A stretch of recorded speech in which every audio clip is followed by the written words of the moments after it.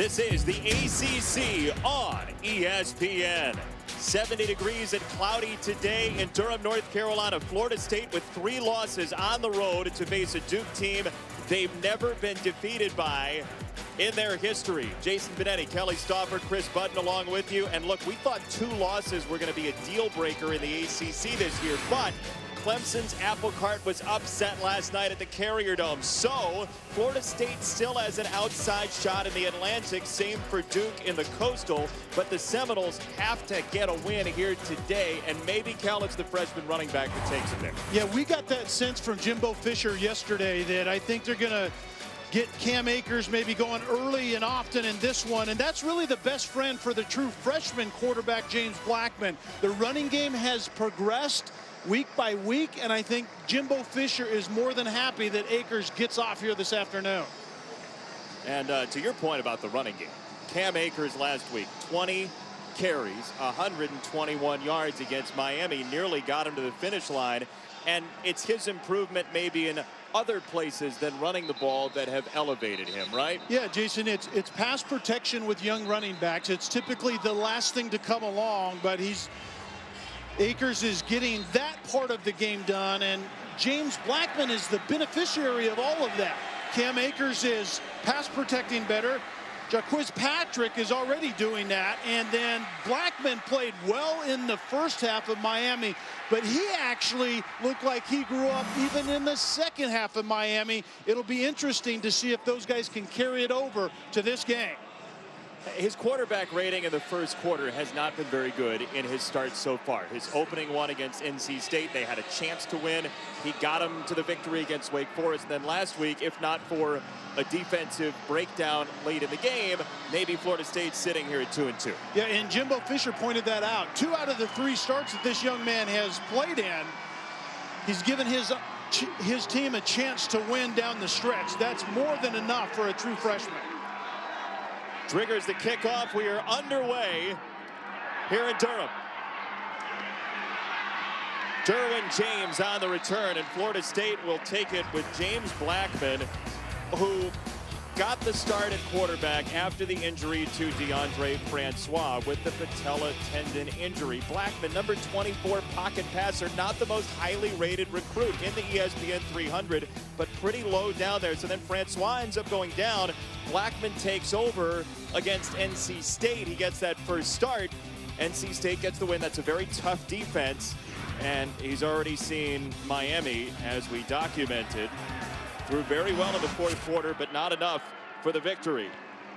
So it's an option play, and Blackman diving to the 24-yard line. He gets 7. Saxton with the tackle, but Blackman can run, and that's something Jimbo Fisher stressed to us. And it's a timely run typically, and when you come out and run something the first play of the game, a lot of times it's a tendency breaker, and Blackman keeping the ball early in a game is exactly that for Jimbo Fisher to start this one against Duke. Now he's flanked by both Patrick and the freshman Cam Akers, and we may see some of that. Florida State does a lot of 2-back stuff. Akers this time puts his head down, and this will be 3rd down and short for Florida State against a Duke team that's 3rd in the country in 3rd down defense. 3rd down defense is really Duke's sweet spot defensively, and Duke is going to have to prove they can hold up in that 2 running back presentation that is quintessential Jimbo Fisher at Florida State.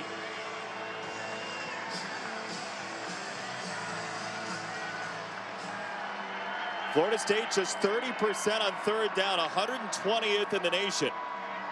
Patrick driven back, second effort gets him across the line to gain. Saxton yanked him down, but Duke had penetration. Yeah, and Duke has to tackle well today, and that's going to be the thing that I keep my eye on early in this game, because remember, there are talented, long, lean athletes for Florida State. You have to tackle well defensively. It isn't just the first contact. You have to get him to the ground, and Duke didn't do it on that play. By the way, there's just a cavalcade of athletes. Now they bring in Amir Rasul, who was a top 100 recruit. He's the tailback as this one goes out to Nooney Murray, who Jimbo Fisher wants some more from. He gets the 35. Yeah, Jimbo wants Nooney to be consistent. He was a guy that played well a year ago, and the young quarterback in Blackman needs one of those guys to step up in that receiving core. They're very banged up. Keith Gavin, as you noted, is out, and Nooney Murray needs to be more productive. Maybe with the start time being at 12 with his name, he gets a bonus. Blackman on the roll to the sideline for a first down to Auden Tate, who certainly has been his favorite target. Yeah, and Tate is banged up as well, but he has, I think, the best chemistry with the freshman quarterback in James Blackman. But what we just saw right there is Jimbo Fisher making it as easy as he can for his quarterback. Play action, roll him out, cut the field in half, have essentially a one-man route. Either Tate wins or Blackman simply throws the ball away. Yeah, he's just 18 years old, Blackman, out of Belglade, Florida. This goes to Rasul with a head of steam into Duke territory. And to the 46-yard line, Joe Giles Harris, the leading tackler, with the stop for Duke. And JB, early in this one with the freshman quarterback, Jimbo Fisher it's not his first rodeo, obviously. He's dealt with a lot of quarterbacks, all different ages and experience level. But the theme in the three passes that he's thrown, they're all well defined. The quick slant, the rollout, and then that was just a swing screen. All of that is quick decision making for a true freshman. 3 for 3, 25 yards for Blackman, and here is Akers showing the lightning quickness he has. It's a first down to the 37-yard line. And that is what Akers has been doing better. He's been staying at the point of attack. Typically with his skill set, he likes to bounce it. In high school, you could bounce it and run to the end zone about every play based on Cam Akers' ability, but in college football, you have to remain at the point of attack and be much more patient than you did at the previous level. 13,000 yards for him in high school. Now Blackman turns it upfield to the 30. He gets 7, and Edgar Serenord was closest, but James Blackman is showing even a different intention to run early in this game. When we talked with Jimbo Fisher yesterday, it was amazing to me how relaxed he is. I'm talking the head coach, Fisher. 1-3, playing a true freshman quarterback. You lost your starter, DeAndre Francois, in game 1, but the reason he's relaxed is I think he really, really believes James Blackman not only is going to be a great player, but has grown leaps and bounds in his first 3 starts before this one. Akers off the left side gets tripped up and he'll be close, but Jimbo Fisher loves James Blackman. He says, look, he is eminently coachable. He comes to the sideline. He knows what's going on. He can correct mentally the mistakes that are happening, and that is a very good sign for Jimbo Fisher in his first decade as the head coach at Florida State. Yeah, Jimbo Fisher is the head coach. He's really the quarterback guru on that team, and he's the play caller. So you have to be intimately involved with your quarterbacks, and he really likes what he sees out of James Blackman early in his career. Patrick, after the Akers run into the red zone for Florida State, and this Duke defense, which is 7th in the country in rushing yards allowed, is struggling early on, nearly 40 yards on the ground for Florida State. And that was the biggest question that Duke had to answer, in my mind, defensively, is can you hold up against the 2 running back run scheme that Florida State is known for? And right now, Florida State is having their way.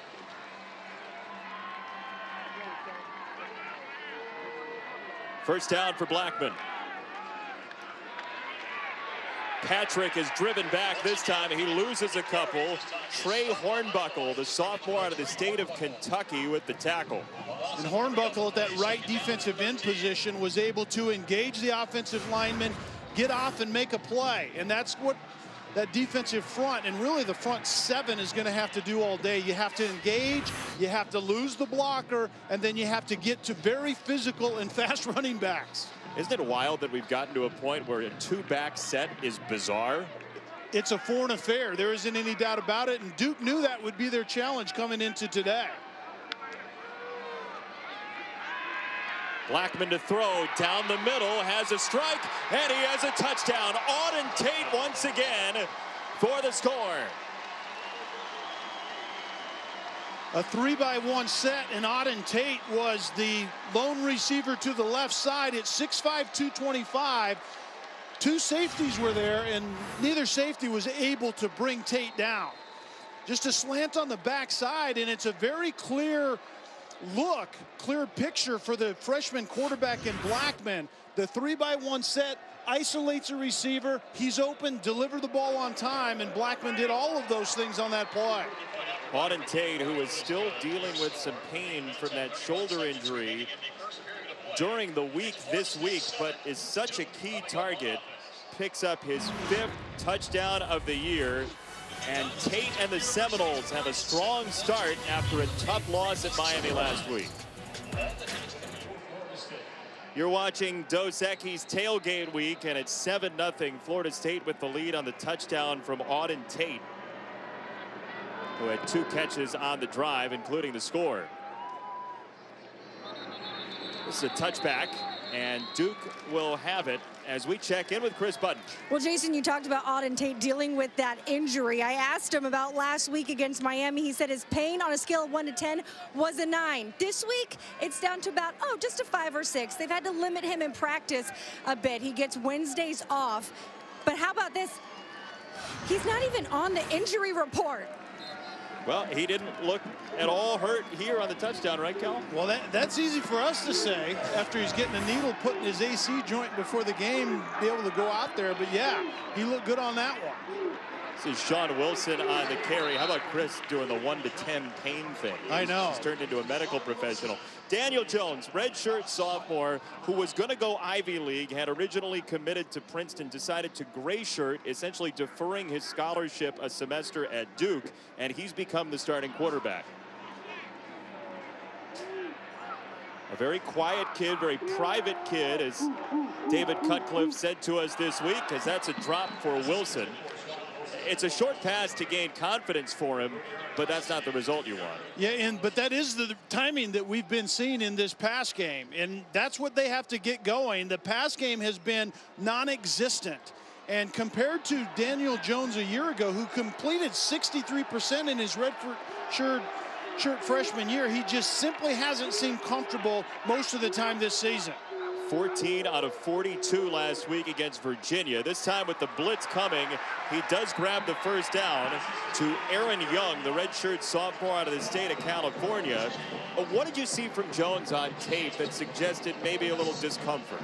Well, what you can do with quarterbacks is you start at their feet, and their discomfort will show in their feet first. And he had a little bit of a hiccup in his feet. He has an extra little slide step at times, which means he's not comfortable with either protection and or the timing downfield in his receiving group. TJ ramming the jet sweep, and that goes for a loss to the 35. So for Daniel Jones, Duke goes on a 4-game win streak to open the season, and those first 2 games were bang up. It's dropped off significantly since. Well, and the competition has gone up. The defenses he's played recently have been nice, very good defenses with Virginia and Miami. We know that they can both play defense, but it's a matter of getting this young man comfortable. On 2nd and long, he goes over the middle to the 41.5 to Scott Bracey, a redshirt freshman out of Richmond. And look, Jones didn't lose a whole lot in the receiving corps, Cal. No, and I think it's a few things. It's protection, because the pass game isn't just the quarterback. It's protection, it's route running, and it's decision making. And the protection has been shoddy at best. And then the route running, I think people are playing this Duke offense differently. They're more aggressive, and receivers just simply aren't creating consistent separation. Saw the corners at the line there for Florida State. This goes over the middle, and Bracey gets wiped out by Derwin James, the Swiss Army knife for Florida State. And that was the mesh route. You had the Daniel Helm, the tight end, coming from one side, trying to rub the receiver of Bracey. And Florida State is a man-to-man team probably 75% of the time. And I think that that's exactly what we're going to see today. They're going to challenge Duke to prove that their receivers can consistently run routes downfield and get separation. They couldn't on that play. Austin Parker is both the place kicker and the punter. And here Tavares McFadden fair catches the ball at the 13-yard line. 45 yards on the punt. James Blackman back out after this. You're watching Dos Equis Tailgate Week, and a little football going on in the parking lots. Food for you as well here at Wallace Wade Stadium, renovated just a couple of years ago. And Kelly was actually out there until about 5 minutes before kickoff with the turkey legs. Ed Svita was there grilling. I wish I had a turkey leg right now. Svita was eating everything in sight. Our wonderful stat guy, always on time.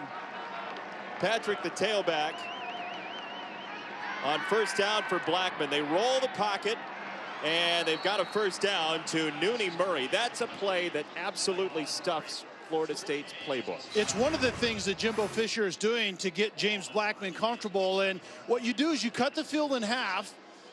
You roll the pocket so he gets out of traffic. He has a personal protector, does James Blackman, and then the route is cut down significantly. So I like that, and we've seen it. I think that was the 4th time already early in this one.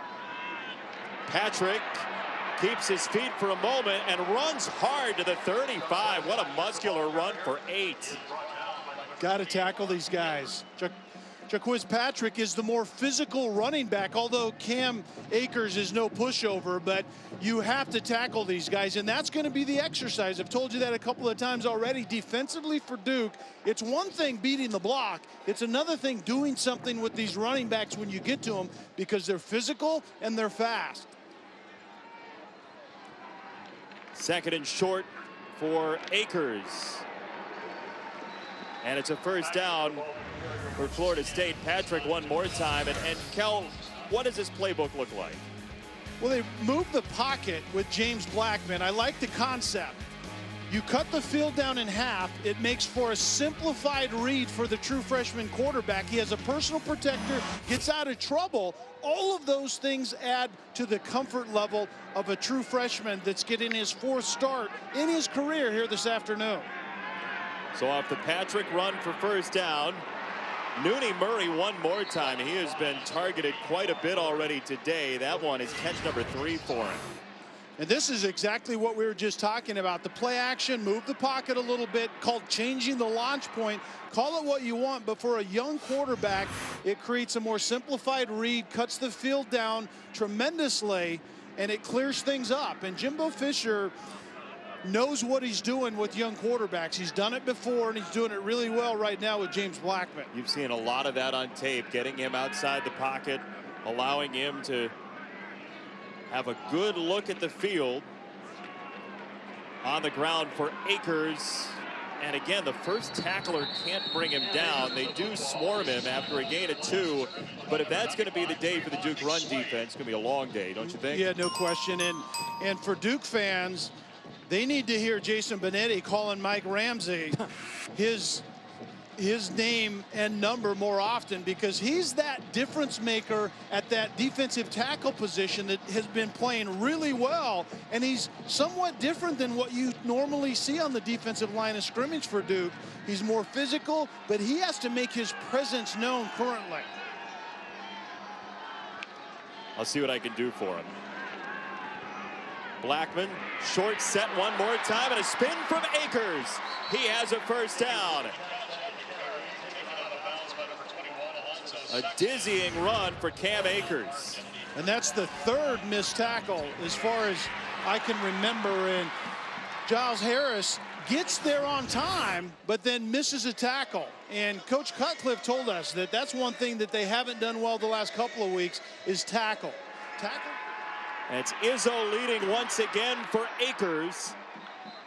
And 2nd down coming up. The left side of the line is new for Florida State. Ball moves up to left tackle. Kelly over to the left guard with Landon Dickerson out for the year. But Kelly has played some guard before, and Ball they like quite a bit.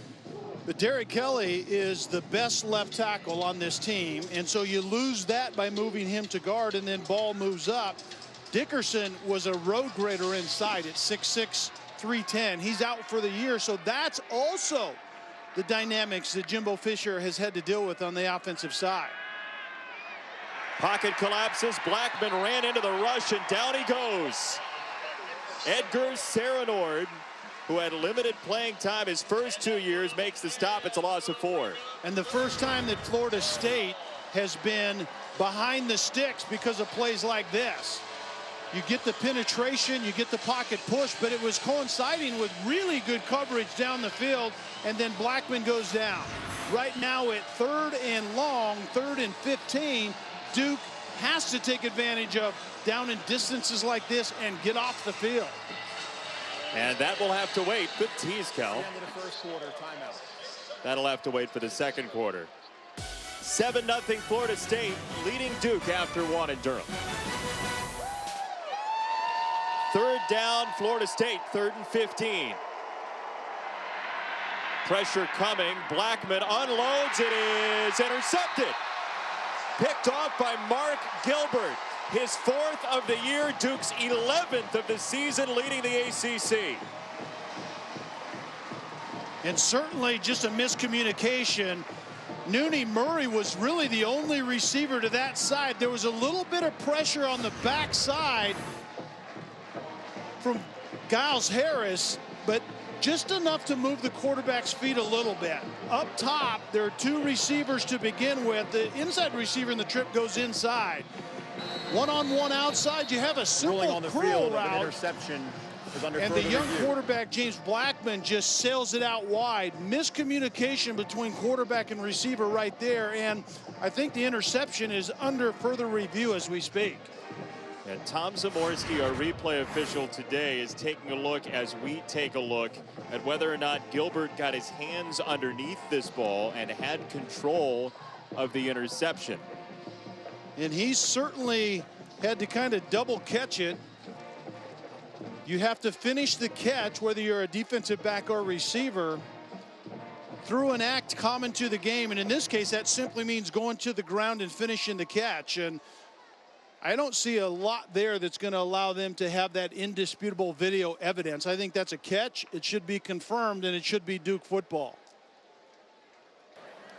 After further review, the ruling on the field stands. 1st down. Well, they didn't get confirmed, but they don't care. It stands. There's not enough evidence to overturn the call, and Duke, which needed some turnovers and needed to be plus in the turnover battle, certainly gets a big one early. Yeah, and they can't just be neutral in the turnover takeaway battle. They have to be plus a couple, I think, to have a chance in this game. Florida State's now -5 for the season, turnover-wise. Jones to Wilson, the senior. And Sean Wilson with a nice gain on 1st down, Chris Button. Duke's running back coach Raquan Boyette brought his group over and said, with the pace of this game, our possessions are minimal and precious, so you have to trust your assignments and execute. Yeah, there isn't any question. They have to take full advantage, and you don't see this offense, Chris, in sync yet. TJ ramming on the outside with the screen, and ramming just short of the line to gain on Duke's 2nd possession. They only had it for just over 2 minutes in the 1st quarter, so I guess that's economical. It's economical, but that is also a sign of not really being in sync or being allowed to get in rhythm when you only have a handful of plays. But this drive, they're looking more like themselves. They're 3rd and short, have an opportunity to convert right here to extend this. And I think this drive is an early, important drive in this one. 3rd down and 1. And Wilson at 5'9" uses his speed to get outside and to the boundary just short of midfield. It's a 1st down and a gain of 15. And Wilson is more of that scat back type of guy. He's 5'9", about $185, and this is a tremendous cut backside. And Sean Wilson, you can see the productivity in the all-purpose yards. He's a very good receiver as well. He's a big play threat, too. He has 6 career touchdown runs of 50 yards or more for the Duke Blue Devils. And David Cutcliffe, who really is a tactical genius offensively, when Peyton Manning relies on you for his comeback. Yeah, that's a good indicator, isn't it? Yeah, he's one of those guys that we saw. Jeff Brom last week, who's an offensive guru, and Cutcliffe falls in that category as well. Wilson on the run has a 1st down to the 35-yard line. So David Cutcliffe and Duke trying to do something that they've never done, and that's beat Florida State, a team that is highly athletic. But again, talking to David Cutcliffe, he feels like his offense is close, and he knows that Daniel Jones is the guy. He's just trying to tease it out of him. Nothing there. Second down coming up. But look, David Cutcliffe knows that just playing straight up against Florida State probably isn't going to do it. No, you're exactly right. And it's the conversation that Chris heard on the sideline with the running back. Every snap is precious. Every drive you have to take advantage of. And with this team, especially the way James Blackman has come out playing, you have to get 7s and not 3s.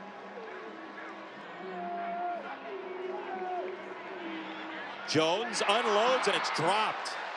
Aaron Young had some space as he turned, and it's third down. And it's just a simple stick route. Aaron Young hooks up inside, just inside the hash, and there's a receiver. It was Daniel Helm in this case, a tight end going outside. You see if that hook route inside by Young gets uncovered, you stick it on, and Daniel Jones did all of that. Young was running with it before he caught it.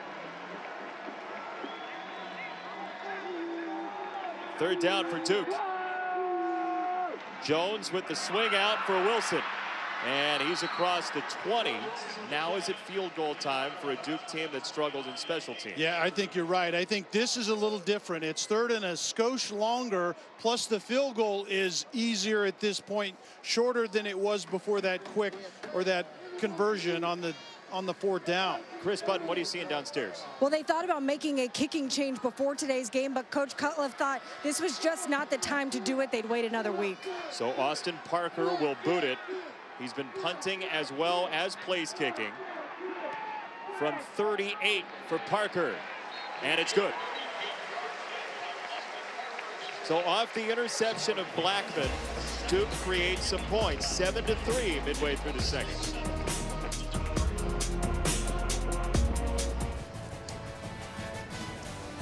Duke Chapel, as you're watching Dos Equis Tailgate Week. Durham, North Carolina, and Wallace Wade Stadium, renovated just a couple of years ago, and a beautiful facility. They got rid of the track, Yeah. which was big for David Cutcliffe, certainly. Todd Hilton made him aware that there's a track around his field, which Coach Cut did not really appreciate that being pointed out. But now it's not here. And this is a beautiful facility and a beautiful day for football for sure. David Cutcliffe said Todd Helton is the guy that he's coached who's loved being the backup quarterback more than anybody ever. Cam Akers on first down, jockeys to the outside, gets a block from Murray, and is just short of the 40-yard line. 23 for Akers, who we thought might have a big day today. And that run is why we think that. Jimbo Fisher is getting more confident in the true freshman because Cam Akers is doing a much better job of staying in the design of the play. And what Jimbo Fisher told us, that you have to teach the young guys that could do anything they want in high school with their speed, stay at the design, and then those 4 and 5 and 6 yarders become those gash plays. Blackman off play action. Whips it for DJ Matthews, and the freshman is at midfield for a first down. So with Keith Gavin out, Matthews, who comes from the powerhouse Trinity Christian, has the catch. And Auden Tate was running a stutter go outside, and James Blackman correctly came to Matthews as the secondary receiver. Those are really good signs if you're teaching a quarterback. Quarterbacks always want to throw it deep. Sometimes the deep ball isn't there, and Matthews was open on the deep over route. Akers giving ground. Akers finds his seam and makes positive yardage out of it. As we move down to 2 minutes in quarter number 2, and James Blackman in this first half only has 1 incompletion, and it was the interception.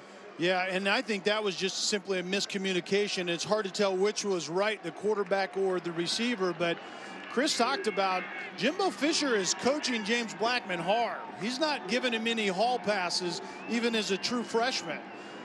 But Blackman seems to respond well to Jimbo Fisher's style of coaching at that position. Quick set, low throw, incomplete as we check in the studio, and Chris Cotter.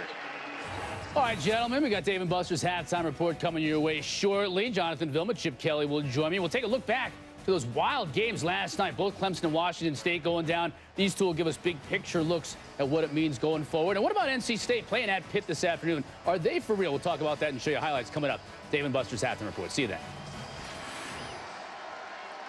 Chris, thank you. Third down, Florida State.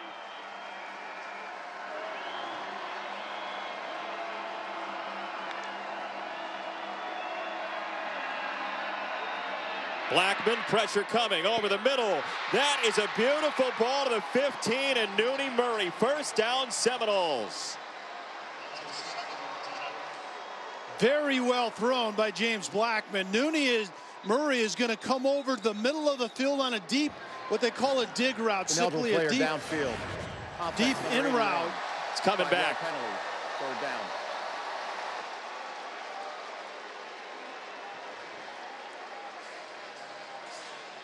There is a penalty on this play, which I didn't see the flag actually on the field. It's illegal man downfield, and sometimes with a lengthy pocket, that will happen on a release. Yeah, it's either that or a receiver in the trip set was covered up and it made him ineligible and he runs a route anyway. Third down and 14. Pressure coming. Blackman gets it away. He has Jackson, but not for much. Gain of 3. And Florida State has given away a couple of opportunities today. Yeah, you're exactly right. And it's the pre-snap penalties. You know, not lining up right. You know, things of that nature. You know, it's the things that head coaches absolutely hate is you have to get your alignment and assignment right before we can do anything. And Florida State did not on that 3rd and 9. It cost them a 36-yard gain, makes it 3rd and 14. And here's Duke's defense getting off the field once again. That's just his 3rd touchback, but in part because Duke seemed to not have any interest in a 2-minute drill. Kelly? I actually don't mind the thinking, to be perfectly honest with you. 7-3 at halftime against Florida State, and particularly what their defense presents, I think is not a bad place. And Florida State has 212 yards offensively. They've only been able to get 7 points out of that. I think those are all wins as Duke kneels on the football and gets into the locker room, I think, and feeling pretty good about themselves. So Duke's going to have 4 possessions: punt, field goal, interception, and kneel down in a 7-3 game against Florida State, and a must-have really for the Seminoles if they're going to still make something big out of this season. So we're going to go to break, and then after that, the Dave and Buster's halftime report with Chris Cotter. 7-3 at halftime. You're watching the ACC on ESPN. The run games owned the first half at Wallace Wade Stadium, a combined 6 yards per carry for Florida State and Duke, and just a 7-3 score on the board. Jason Benetti, Kelly Stauffer, Chris Budden along with you. And Florida State had options in the first half, chances to go in, and didn't really pay them off. Yeah, a couple of missed opportunities, and I thought their young freshman quarterback, James Blackman, was actually playing quite well, but they didn't have a lot to show for it at the end of the day. The one interception was really as much on his receiver as it was on him. Certainly a miscommunication. And then Duke, I think they adapted well to the speed and athleticism of Florida State, but missed opportunities offensively also. Duke will have it from the 25, and time for today's game track, brought to you by Cabela's. James Blackman with the 1 interception, just 2 incompletions. Penalties certainly didn't help for Florida State. Yeah, Florida State spit the bit a few times penalty-wise, and then the rushing yards for Duke are going to have to be sound in this second half also.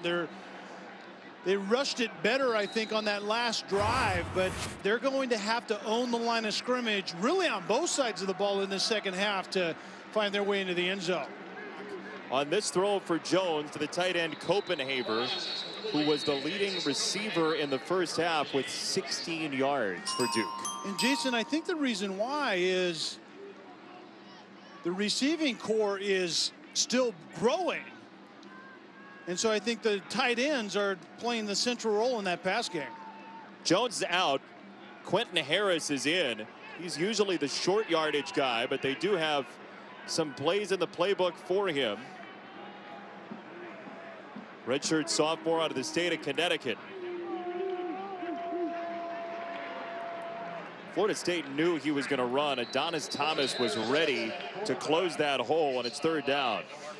In practice yesterday, we saw Harris in all situations. There's a package for him in short yardage, goal line, but we saw him out in the middle of the field as well.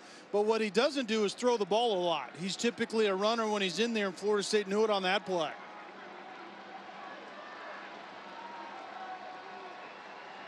So Jones back in.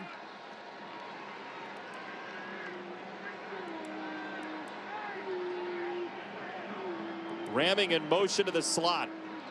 And that is TJ Ramming, who gave some ground and will not be close to the first down. A.J. Westbrook tracked him down, and it's fourth down Duke. And Duke was trying to use TJ Ramming in a place that really is his sweet spot, getting in and out of breaks with his quickness. It was a Q route from his slot position, start inside, cue it back outside, and A.J. Westbrook just jumped right on his back and actually lost a little bit after he caught the football.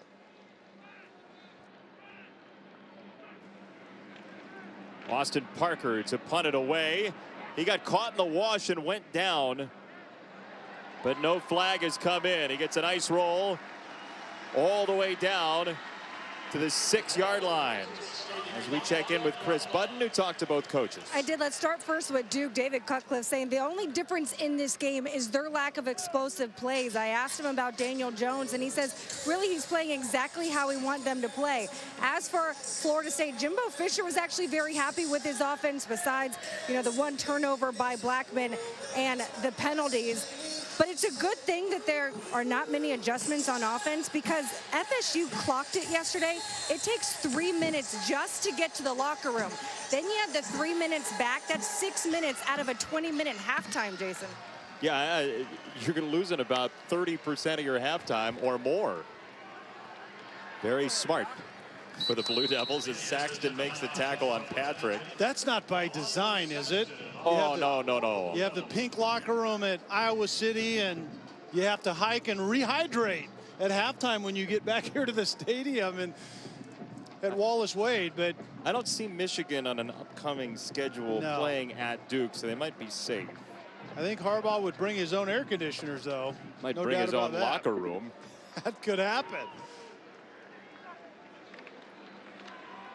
Second down for Patrick, and there is Mike Ramsey on the backside to set up a third down.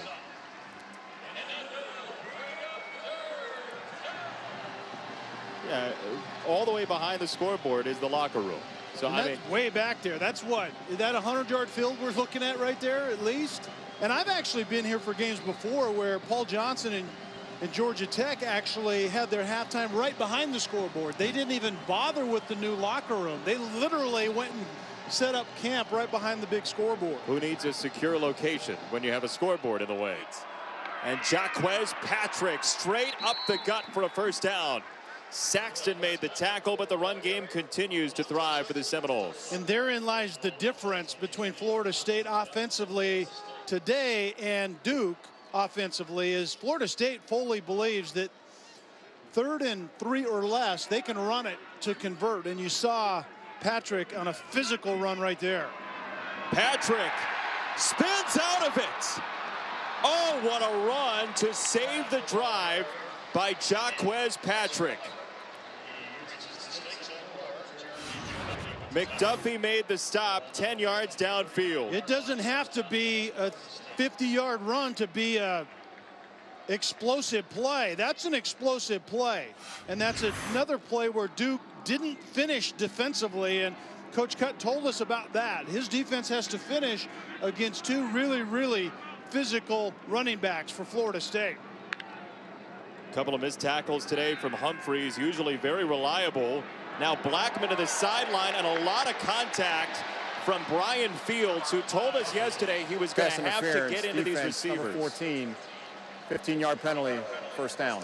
He said, look, I'm shorter than these guys. I have to try and get away with some stuff. There he tried and drew the flag. Auden Tate is 6'5", 225, and on tape, I didn't think that Tate did a great job of getting off press coverage.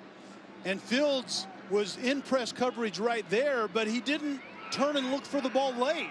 Great position initially, reach back and look at the football late, and I think he would have been good on that play. Blackman off play action. Has to dodge the rush, and he throws a strike. Nooney Murray down the sideline. Inside the 10.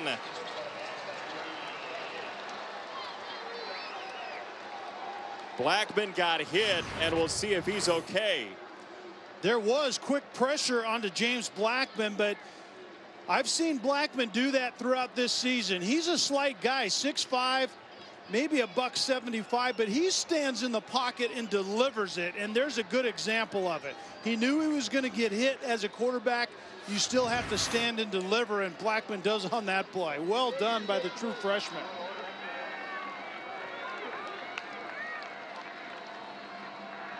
Patrick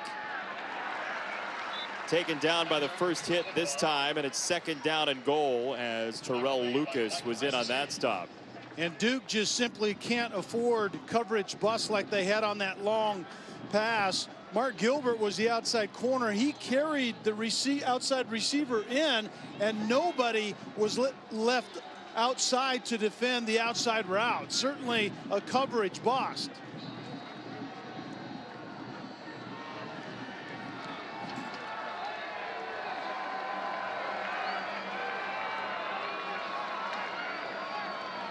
Second and goal for Blackman. Pressure comes. He is swallowed up and sacked. Trey Hornbuckle for Duke, all the way back at the 19.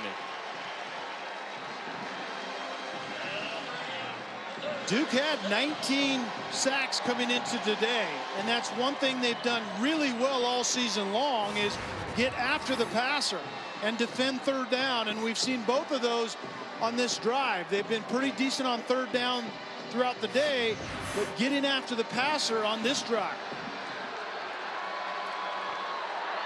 3rd down and goal. Patrick behind Izzo. Patrick ducks inside, and Jaquez Patrick gets him down to the 6-yard line. It's a 13-yard run, and what's the choice here? Field goal? Aguayo's been very consistent after a rough start to the season. I certainly like the thought of getting points on this drive. In the end, it's a very good job of getting off the field after an egregious coverage bust by Duke defensively, and to hold them to potentially 3 points would be a win. Aguayo missed his first 2 of the year. This is a short one, and it's good. Florida State can't shake Duke. 10-3, 3rd quarter. Oh my goodness, we're I got into nothing. geography all of a sudden. Sorry, everybody's quit on our crew. There is a touchback, and Duke will have it from the 25-yard line. Britton Brown is bottled up and thrown back. Adonis Thomas has played well in for the injured Jacob Pugh. They started the year with 3 senior linebackers. Pugh is out for this game. Yeah, and I would scrap that play, quite frankly, if I was Duke. It's the show of the ball quickly, which allows a fast defense to simply run and rally to the ball when they see it. 2nd and long for Jones, and he's had a 2nd one batted down today. Brian Burns, who is the blocked kick specialist, got his hands up on that ball. 3rd and long. Yeah, and Burns is 6'5", and he comes off the edge and doesn't get very good penetration. It was well blocked on the edge by Christian Harris, the left tackle, but then at 6'5", Burns just gets his arms up and swats that down. Well, for a Duke offense that hasn't had a 20-yard play, 3rd and 17 is rather daunting. Yeah, they better be careful right here.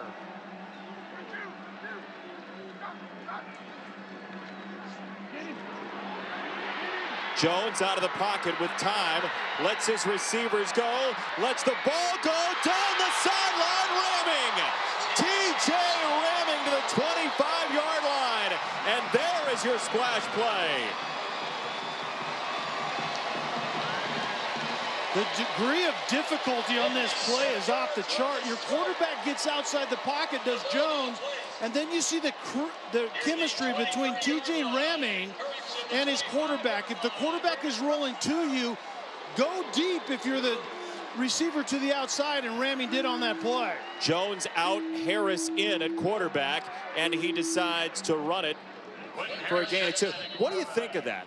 You get your quarterback on track, 57-yard gain. He comes out. Yeah, and I don't like it. I've never really liked the quarterback system, but here you see Daniel Jones getting outside the pressure, and then that throw on the move and that catch by Ramming is next level stuff. That was all really good, and I don't like switching quarterbacks around. He throws back to Ramming this time. Got a nice block out in space from the new left tackle, Christian Harris, and a first down for Ramming. A good look there. We knew that Duke was going to move the pocket quite a bit with Jones to get away from this Florida State pass rush. Slight move of the pocket to the right, and then it's the quick screen back to Ramming, and you're right, Christian Harris got out there and got in the defender's legs. Now Ramming in the slot, where David Cutcliffe really likes to have him. Thinks he's very successful from that spot. Out of the backfield, Brown inside the 10 and out of bounds. Thomas yanked him over there. It's a gain of 4. A really nice response thus far, going down by a touchdown. Duke's driving the football, and it's a mix of things. Timely running, but it's the pass games that's coming to life just a little bit, and certainly getting Jones outside the pocket and finding his favorite target, Ramming, deep downfield didn't hurt for their first splash play of today.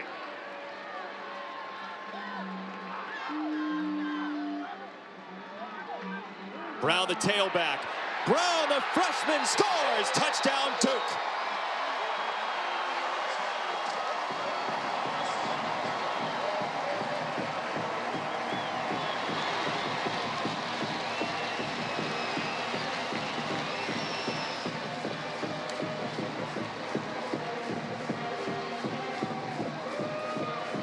Well, Jason, sometimes it's hard to tell if it's great kind of anticipatory play calling or you get lucky.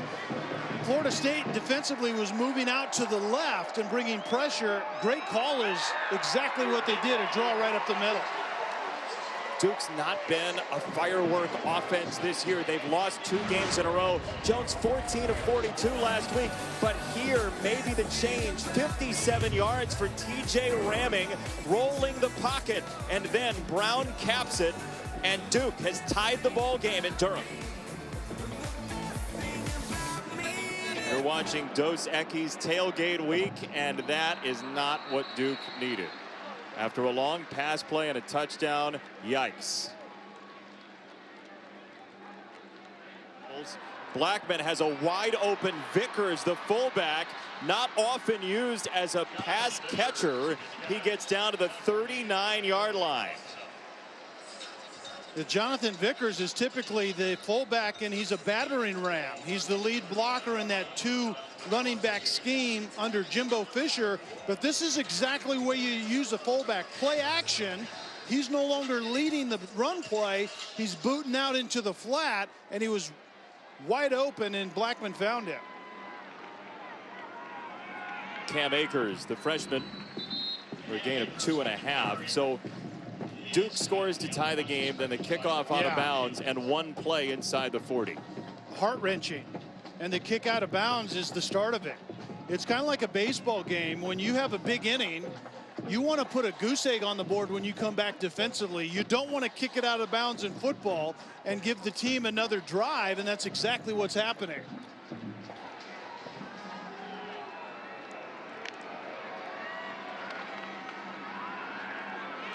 Auden Tate on the screen gets belted at the 37. Yeah, 3rd and 8 here by Florida State, and I would expect Jimbo Fisher to get James Blackman out on the roll a little bit, change the launch point, probably to the top of the screen to the wide side. That's where Izzo, the tight end, is. Pressure coming from Jordan. Blackman intercepted. Jeremy McDuffie, the strike safety, all the way to midfield.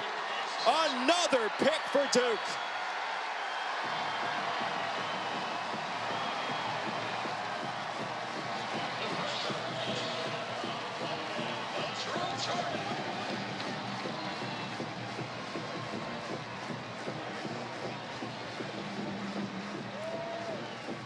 Maybe a wrong route again, but Blackman didn't have time. Jordan was coming on the pressure. Yeah, Drew Jordan got the pressure, and it rolled Blackman out to his right, and I think it was a matter of just not being able to get enough on the ball. I think he was going to force it anyway. I don't think he intended to throw it away.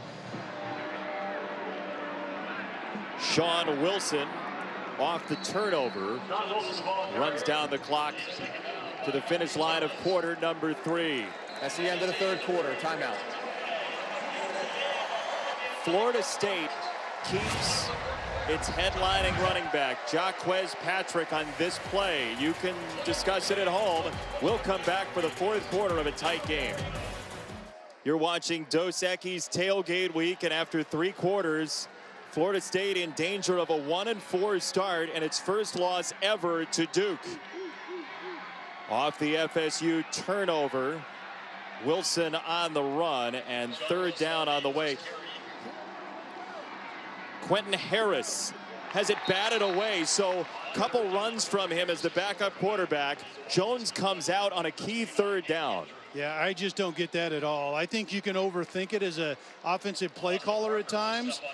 And Quentin Harris has practiced well and earned the right to play in games, but Daniel Jones is the quarterback that you're hitching your wagon to, so to take him out in that situation, unless he's banged up in some form, and maybe Chris can get some insight into that, but I disagree with having Jones off the field right there.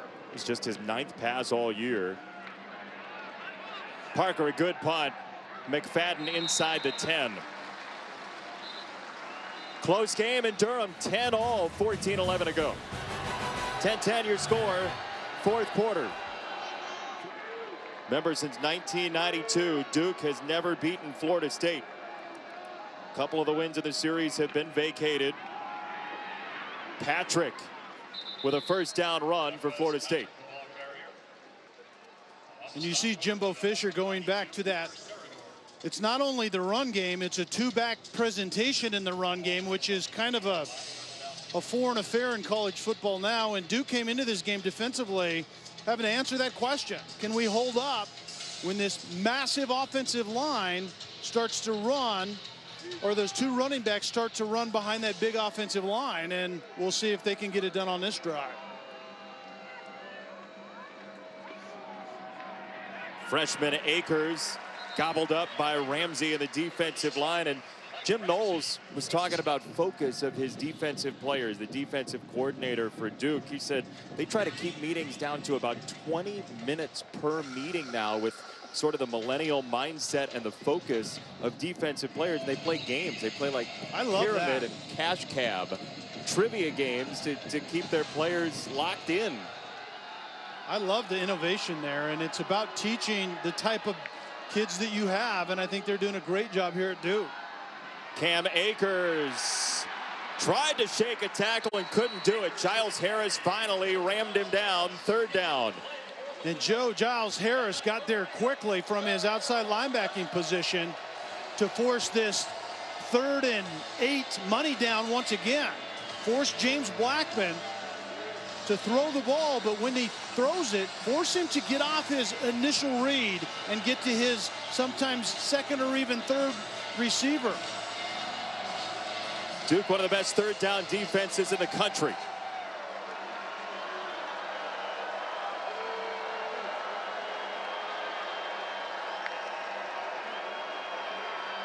McDuffie coming. Blackman throws to the outside, and Nooney Murray. It's a first down, Florida State. Saw a huge arm by James Blackman on that play. You called it. It was the blitz off the slot by McDuffie late. Number 9, you could see coming off the lower part of the screen. The pressure didn't get to Blackman, but Blackman threw a laser outside to convert to Murray. 18-year-old James Blackman trying to lead another fourth quarter charge. Blackman sidewinds it out to the fullback Vickers as we check in the studio and Chris Cotter. As Michigan has their hands full right now in Bloomington, here's Morgan Ellison. Carries it in untouched for Indiana. And over on ABC, it's just a 3-point game right now for the Wolverines. How about that? Washington State loses. Clemson goes down. Michigan's in dire straits. Maybe we need to conclude that Michigan was a little bit overrated to begin with. Can we do that now? Oh, don't say that to Jim Harbaugh.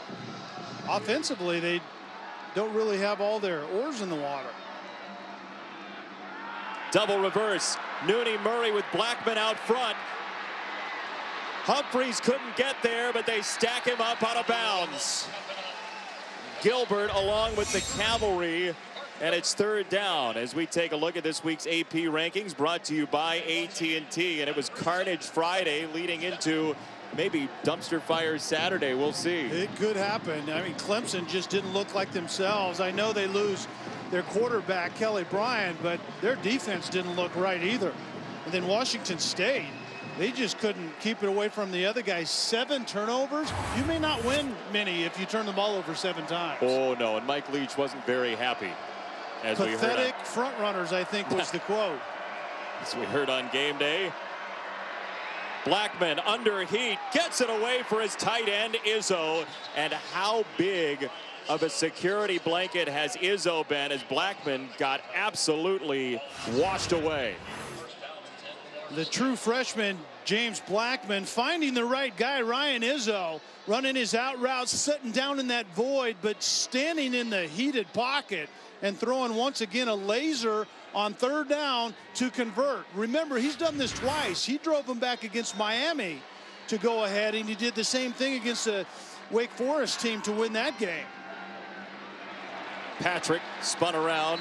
McSwain and Hornbuckle were there, and 2 big third down conversions on the drive for Blackman. 3rd and 7 to Nooney Murray. 3rd and 8 to Izzo, the tight end. And now on a 2nd down and long, Cam Akers on the swing pass. Again, dances beautifully to keep his feet to the 40-yard line. Looks like a first down. Yards after contact, both in the pass game and in the run game. Akers as well as Patrick rarely go down. Now they've moved him back before where the stumble ended, so it will be 3rd down and 2. 90 total yards for Akers.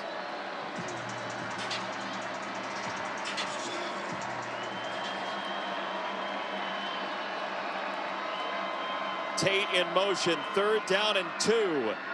Akers bursts through. Cam Akers on the run for the touchdown.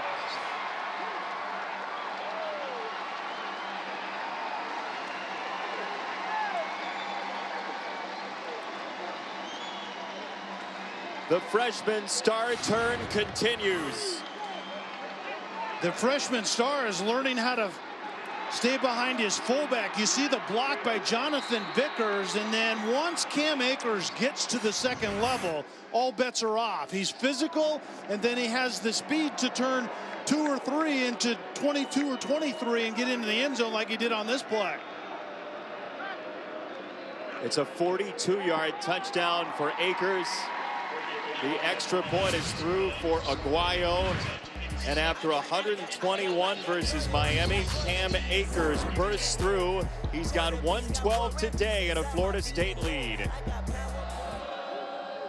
17-10 your score, 8:23 to go. And some happy folks from Tallahassee who have made the trip to Durham, North Carolina. In fact, a bundle of them here at Wallace Wade Stadium. High kick from Tyler and a short kick to Wilson, the senior. Sean Wilson to the outside, and a flag comes flying in late. Now Jones on 1st down with time, gets it to the tight end Daniel Helm, and he rams across the 20-yard line. 1st down Duke. That was well thrown and on time by Daniel Jones, and that's what I want to see more of. When you hit that last step, if you want to take a hitch, do it, but there can't be a double hitch, or that to me translates into doubt, but take a hitch and let her rip. And that's what Jones did to Helm right there. Four-man rush. Burns coming, and it's incomplete. Jason, that's a great example of what has hindered this pass game for Duke. There just simply isn't any separation down the field. So you can talk about the quarterback not getting rid of the ball on time, but sometimes tell me where to get rid of the ball as a quarterback. It isn't that easy. So how do you get it 80-plus yards down the field if you're Duke? I would like to see Daniel Jones get on the move a little bit. Get him out of that pressure inside and get him out on the edge. Burns inside of Harris again, and it's incomplete. Brian Burns is just wearing out Christian Harris on the left side of that offensive line. Yeah, and Gabe Brandner is out, and that's the best left tackle that Duke has. So Christian Harris moves up to that position, and Jason, you're exactly right. Brian Burns, 99, the quick move inside, and that ball went into the turf. But right now, Duke is having a hard time blocking the edges for Florida State. 3rd down and 10.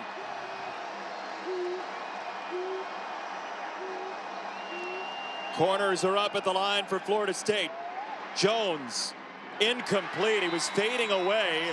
He was going to his left, Kelly, and it's 4th down. Yeah, going to his left as a right-hander is not easy, but there was pressure from Matthew Thomas, and that's what an outside linebacker is taught to do. When the quarterback rolls your way, fire, kind of a late green dog blitz, and get pressure on him, and Daniel Jones throws that one well off the mark. So 1 timeout left for Duke. They're going to punt it away with 3:36 to go. You don't get the 4th and 10, and you did go for it, you'd basically be done. So Parker,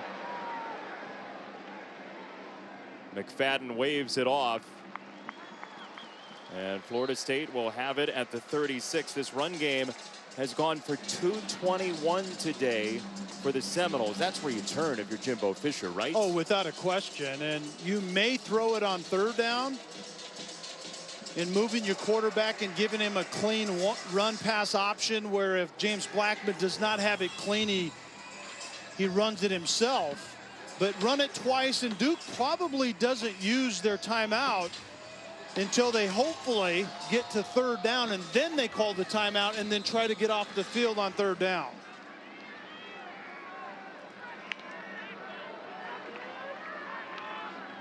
Patrick sheds a tackle. He and Akers have been breaking tackles all game long, and Fields finally knocks him down across the 40. It's a gain of 6. I mean, there was contact behind the line of scrimmage, and Patrick gets 6. I mean, that's been the theme all day, regardless, as you said, whether it was Patrick or Akers carrying the ball. Well, Cam Akers with a $115 on the day, and 70 of those have come after contact. Well, I'll bet they have. Florida State will sap the clock.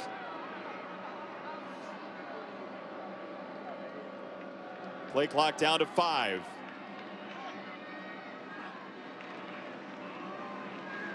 Patrick is hit first by Serenord. 3rd down, and here is the timeout for Duke. What do you think? Run or pass? I like getting your quarterback outside the pocket and giving him the option. If it's clean, you can throw it. If not, you try to pick up three yards. However, I will say this, they've been in this situation before today, and I think Jimbo Fisher fully believes that they can get 3 yards in this situation. But it's different now because Duke basically has to sell out, right? Blackman is 17 for 20. He does have the 2 picks, but that's very efficient. I like my freshman out on the edge and give him the option. We'll see what Jimbo Fisher has cooked up.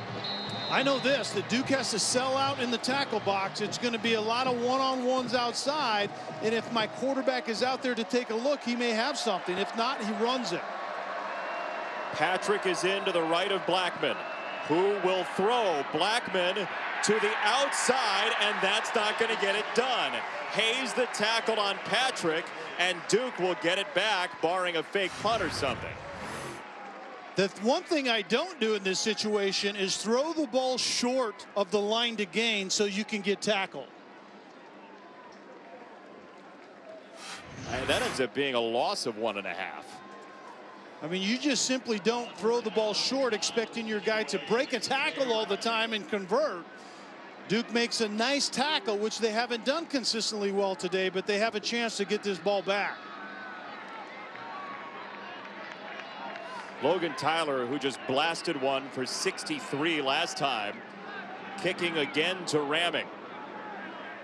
This is shorter and bounces down Ramming to the 50. has to get up and get that ball in the air. I know it wasn't a good punt, but you have to catch that ball in the air if you're TJ Ramming. That's what you're back there for. So you got 92 seconds. You have Daniel Jones at quarterback, and you have a Duke offense not built for a big play. How do you get them to the end zone? It's the same thing I talked about last time. Right now, Florida State is having their way in the pass rush. I do not want my quarterback in the pocket. I want to roll him typically to the wide side of the field, in this case to the top of the screen, and try to clarify things for him a little bit. And he's a very good runner as well if nothing is open. Florida State has Burns standing up now, and he's going to play coverage. Jones over the middle to his back, Wilson. And Sean Wilson breaks some tackles and gets out of bounds. That's important time staying on the clock for a Duke team trying to avoid a third straight loss. Duke's never beaten Florida State dating back to 1992. Ramming is there. TJ Ramming, draped by Westbrook, makes the catch.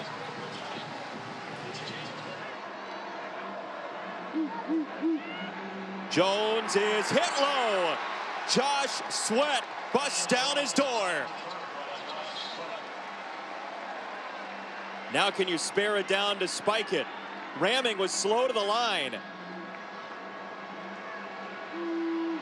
Jones over the middle. A beauty to midfield. Chris Taylor. First down, Duke. That was a BB thrown by Daniel Jones to Chris Taylor on a very deep in route, and right between the 8 and the 2 on Chris Taylor's jersey. On maybe the best throw from Jones here of the day. And Florida State in coverage, they're playing obviously a zone on the back end with a high safety, but there's too much separation between level 2 and the third level in the high safety, and it allows Chris Taylor to work in there, but the ball already was halfway there. That's what made that throw, and that's the timing that Daniel Jones hasn't actually shown consistently well in the pass game the last couple of weeks. Burns got there, and it's a dart. TJ Ramming got the foot down. Under heat, Jones delivers. Spectacular throw and catch. Tavares McFadden was on the coverage, and that ball went right over top of his hands to Ramming. Jones to the outside. He has Jonathan Lloyd, and now you got to spike it. That's in play, down to 25 seconds. Florida State player is in the backfield. Burns. A lot of time coming off. From the 30. Jones to the sideline, incomplete. Taylor couldn't hang on. 10 seconds to play. And that was a flat out drop. And I don't agree with letting the time run off the clock. I think you have to go ahead and get under the center and spike it there. There was probably 14 seconds that they wasted by not spiking the ball in that situation. Maybe 2 shots at the end zone left. And Duke's Ramming is all the way down to the left. Blue Devils have never beaten Florida State. Jones, incomplete. He was behind Helms, 6 seconds to go. Yeah, and this ball has to go in the end zone. 4th and 8. You have 6 seconds left. You do have a timeout, but this ball probably needs to be in the end zone. Florida State has a timeout. Yeah, that's right. Duke is completely out of timeouts. 4th and 8. Jones for the game. Jones, end zone, incomplete. Florida State survives. McFadden and Lane were there for the Seminoles, who win again in Durham.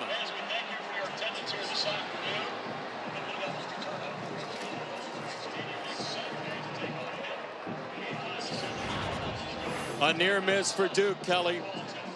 And Duke having that opportunity, and certainly Daniel Jones going to TJ ramming late, but well defended on top and underneath, and it was just a jump ball, and it came up short if you're a Duke fan. That was well executed on that drive by Duke. They used their timeouts wisely. I had it wrong. They had one left, but I was thinking of Florida State, but it was done well along the way by Duke, no doubt. All right, Chris Button downstairs with Jimbo Fisher. Thanks, Jason. Coach, given the way things went last week for your defense, how did you think they responded today? They did a great job when they had 2 and 2 big stops. Wish we could have picked up that first down, 3rd and 2. But, you know, we grew up a lot. The young quarterback, after making 2 critical, had almost a flawless game and 2 critical mistakes, then hits 2 big 3rd downs in that drive that we break back and play. And we're continuing to grow up. Where's been his biggest growth since his first start? I think just playing the next play and understanding situations so much better. And again, big moments he keeps playing. What kind of playmakers Cam Akers when he gets his hands on the ball? We got to keep finding ways to put it in his hand. He and Jacquez Patrick both were outstanding running the ball, and we're blessed to have them. Thank you, Coach. Thank you. Jason? Yeah, 214 yards combined for Akers and Patrick for Florida State. The Seminoles go to 2 and 3. Duke drops its 3rd straight game to 4 and 3. So, for Kelly Stauffer and Chris Button, our entire crew, Jason Benetti, Florida State gets the victory over Duke as we take you to college football scoreboard. Chris Cotter has it for you.